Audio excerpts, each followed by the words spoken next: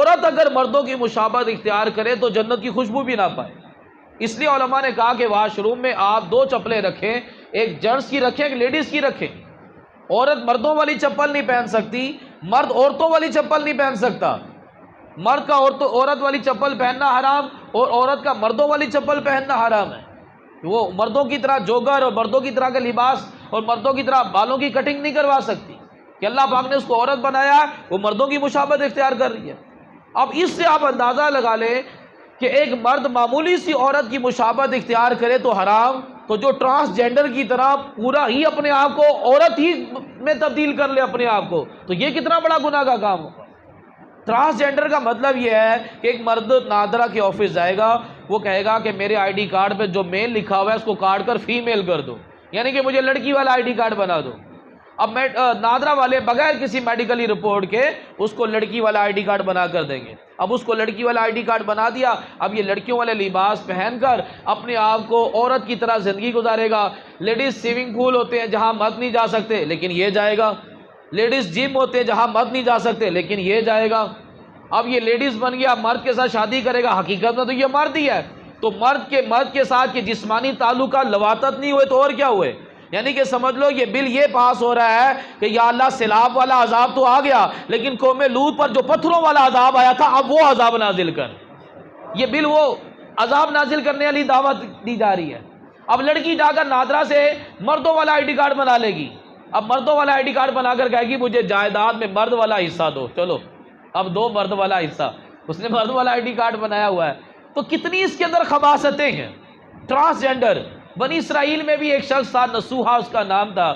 اس کی خد و خال جو تھی نا وہ عورت کی طرح کی تھی. اس نے کہا تھوڑا بہت میں عورت کی طرح ملتا جلتا تو ہوں، کیوں نہ اس کا فائدہ اٹھایا جائے. اس نے لڑکیوں والے کپڑے پہن لیے، لمبے بال رکھ لیے، اب پورا وہ لڑکی لگے. تھا تو یہ مرد. اب یہ لڑکیوں والے کپڑے پہن کر لمبے بال رکھ کر یہ لڑکیوں کے حمام میں گھس گیا، جا کر جنسی تسکین اپنی حاصل کرتا تھا. اس نے وہاں پر عورتوں کے مساج کرنا شروع کر دیے.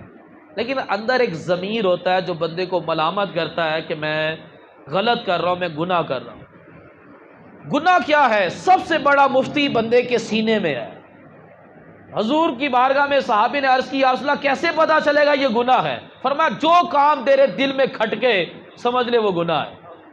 ہر کام کرنے سے پہلے آپ اپنے مفتی سے فتویٰ لے لیں کہ میں کروں کہ نہ کروں. آپ کا جو دل ہے وہ یہ تھوڑا سا کھٹکے گا کہ یار یہ مجھے صحیح نہیں لگ رہا، تو سمجھ لینا کہ وہ غیر شرعی حرام کام ہے. اب اس کا ضمیر اس کو ملامت تو کرتا تھا کہ میں یہ غلط کر رہا ہوں. کئی بار کہتا تھا اب نہیں جاؤں گا حمام، عورتوں کے حمام میں، لیکن پھر چلا جاتا تھا. ایک مرتبہ یہ حمام میں گیا عورتوں کے، وہاں بادشاہ کی شہزادی آئی ہوئی تھی نہانے کے لیے. اب یہ ان کو مساج کرتا تھا. اس نے شہزادی کو مساج کیا. شہزادی کو اس کا مساج بڑا پسند آیا. اتنے میں اعلان ہوا کہ کوئی عورت حمام سے باہر نہیں نکلے گی، شہزادی کا ہار گم گیا ہے، سب کی تلاشی لی جائے گی. اب اس کے پسینے چھوٹ گئے. اگر تلاشی لی گئی تو پتہ چل جائے گا کہ میں تو مرد ہوں، میں تو عورت نہیں ہوں. اور بادشاہ کو پتہ چلا کہ میں نے اس کی بیٹی کو ہاتھ لگایا، بادشاہ تو میری کھال ادھیڑ دے گا. اب یہ اندر ہی اندر گڑ گڑانے لگا، رونے لگا، یا اللہ آج مجھے بچا لے، آج کے بعد یہ حرام کام نہیں کروں گا، ٹرانسجینڈر والا کام نہیں کروں گا. تو یہ دل ہی دل میں دعا مانگ رہا تھا. تو اللہ کریم ہے، جب دل سے دعا مانگی جائے تو یوں قبول ہوتی ہے. تو فوراً اعلان ہو گیا کہ شہزادی کا ہار مل گیا ہے.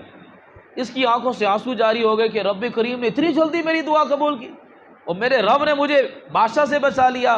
اب میں اپنے رب کی نافرمانی نہیں کروں گا. حمام سے باہر نکل آیا اور اپنے گھر میں عبادت میں مصروف ہو گیا.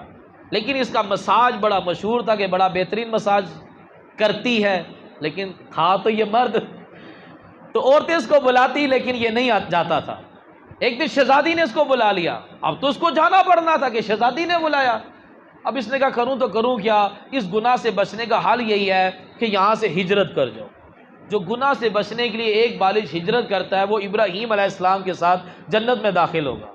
اس نے وہاں سے بھاگ گیا اور دور کسی جنگل بیابان میں عبادت میں مصروف ہو گیا. وہاں ایک بھینس آ گئی. اس نے کہا پتہ نہیں کس کی بھینس گم گئی ہے. اس نے اس کو کہا چلو میں اس کی رکھوالی کرتا ہوں، جب کوئی آئے گا لینے کے لیے میں اس کی بھینس اس کے حوالے کر دوں گا. اب وہ بھینس کو اس نے سنبھال لیا.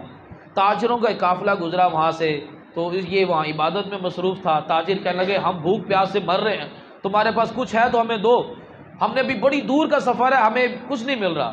اس نے فوراً بھینس کا دودھ دھویا اور سارے تاجروں کو دودھ پلایا۔ تاجروں کی جان میں جان آئی، تاجر بڑے خوش ہوئے، سب نے اس کو کچھ نہ کچھ رقم دی، اس کے پاس رقم کا ایک ڈھیر لگ گیا۔ اب یہ نصوحہ کہنے لگا میں نے یہ رقم کیا کرنی، چلو ایسا کرتا ہوں، یہاں سے مسافر گزرتے ہیں، پیاسے ہوتے ہیں، چلو ان کے لیے کنواں کھدوا لیتا ہوں۔ اس نے وہاں کنواں کھدوا لیا۔ اب جب کنواں کھدوایا تو جہاں پہلے پانی ہوتا تھا تو وہاں پر لوگ بسنا شروع ہو جاتے تھے، لوگ بسنا شروع ہو گئے، پوری آبادی بن گئی، یہ آبادی کا سردار، اور اس کی نیک نامی بڑی مشہور ہو گئی، یہاں تک کہ بادشاہ تک اطلاع چلی گئی۔ بادشاہ نے کہا کہ ہم اس نیک انسان سے ملاقات کے لیے جائیں گے۔ بادشاہ چلا کہ جا کر نصوحہ سے ملاقات کروں، تو راستے میں بادشاہ کا انتقال ہو گیا۔ اب لوگوں نے کہا کہ بادشاہ کیونکہ نصوحہ کی ملاقات کے لیے جا رہا تھا، لہٰذا اب نصوحہ کو بادشاہ بنا دیا جائے۔ اب وہ بادشاہ بن گیا اور اسی شہزادی کے ساتھ اس کا نکاح ہو گیا، اور پورے ملک میں اس نے عدل و انصاف قائم کیا ہوا تھا۔ اتنے میں کچھ عرصے میں ایک شخص آیا، کہنے لگا بادشاہ سلامت، کچھ سال پہلے میری بھینس گم گئی تھی، ابھی تک میری بھینس نہیں ملی، آپ میری مدد کریں۔ تو بادشاہ نے کہا تیری بھینس میرے پاس ہے۔ سپاہیوں سے کہا اس کو بھینس لا کر دو، اور اس بھینس کی وجہ سے میں نے بڑا مال کمایا ہے، جتنا مال پڑا ہے وہ آدھا مال بھی اس کو دے دو۔ اب بھینس لے کر آئے اور صندوق بھرے ہوئے سکوں کے وہ لا کر اس کو دے دیے، لے بھائی اپنی بھینس بھی لے جا اور یہ سارا صندوق بھی تو لے جا۔ تو وہ شخص کہنے لگا بادشاہ سلامت، نہ میں انسان ہوں اور نہ یہ بھینس ہے، میں بھی اللہ کا فرشتہ ہوں، یہ بھی اللہ کا فرشتہ ہے، ہم دونوں آپ کے امتحان کے لیے آئے تھے۔ جب آپ نے توبہ کی تو آپ کا امتحان ہونا تھا کہ آپ توبہ پر قائم رہتے کہ نہیں کہ رہتے۔ آپ نے توبہ پر ثابت قدمی اختیار کی ہے، لہٰذا آپ کو بادشاہت بھی مبارک ہو، آپ کو آخرت بھی مبارک ہو۔ جب بندے کے اندر کوئی برائی پائی جائے اور بندہ وہ برائی چھوڑ دے اور زندگی بھر دوبارہ وہ برائی نہ کرے، اللہ تبارک و تعالیٰ اس پر انعام و اکرام کی بارشیں کر دیتا۔ اب یہ عورت سے ملتا جلتا اس کا جسم تھا، یہ عورت بن کر گناہ کر رہا تھا، لیکن اس نے سچی توبہ کی تو اللہ تبارک و تعالیٰ نے اس کو کتنا بڑا انعام دیا، بادشاہت بھی دی اور اس کی آخرت بھی بہتر ہوگی۔ تو اللہ تبارک و تعالیٰ ہم سب کو عمل